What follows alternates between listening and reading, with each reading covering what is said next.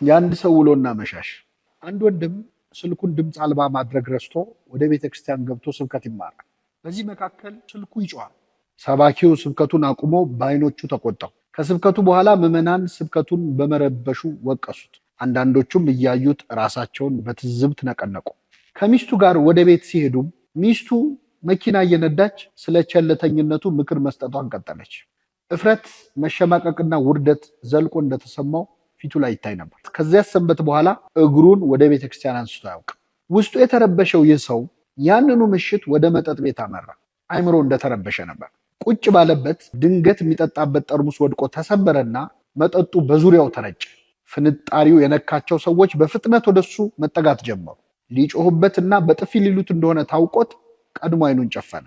ሰዎቹ ግን በተሰበረው ጠርሙስ ስብርባሪ ተጎድቶ እንደሆነ ተጨንቀው ጠየቁት።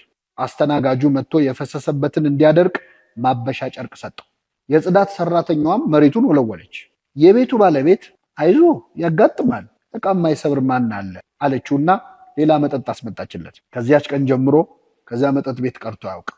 በቤተ ክርስቲያን ውስጥ ስልክን ክፍት ማድረግና ስርዓት አምልኮ መረበሽ መቅደስ ውስጥ ጫማ አድርጎ የመግባት ያህል ስህተት ነው። እንኳን ቤተክርስቲያን ኤምባሲ እንኳን ስልክን ውጭ አስቀምጠህ ትገባለህ። ሰውየው ላጠፋው ጥፋት ግን በፍቅር የሚያናግረው ሰው በማጣቱ ከነ ስልኩ ሊጠፋ ወሰነ።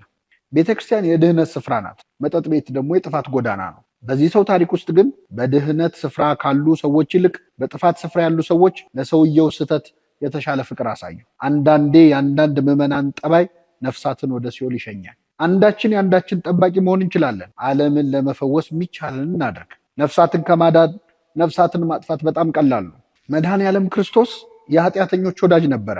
እርሱ የማንንም ቅስም በክፉ ቃል አልሰበረም። እኛ ግን ሰው ላይ ስንጨክን መጠን የለንም። በዚህ ምክንያት እንደ ኒቼ ያሉ ሰዎች ብቸኛው ክርስቲያን መስቀል ላይ የሞተው ነው ብለው እስኪዘብቱብን ደርሰዋል። መጽሐፍ ቅዱስ ግን ሰው ሲሳሳት ስናይ ምን ማድረግ እንዳለብን እንዲህ ይላል። ወንድሞች ሆይ ሰው በማናቸውም በደልስ እንኳ ቢገኝ መንፈሳውያን የሆናችሁ እናንተ እንደዚህ ያለውን ሰው በየዋሃት መንፈስ አቅኑት። ገላትያ ምዕራፍ 6 ከቁጥር 1። ሐምሌ 26 2014 አዲስ አበባ ኢትዮጵያ።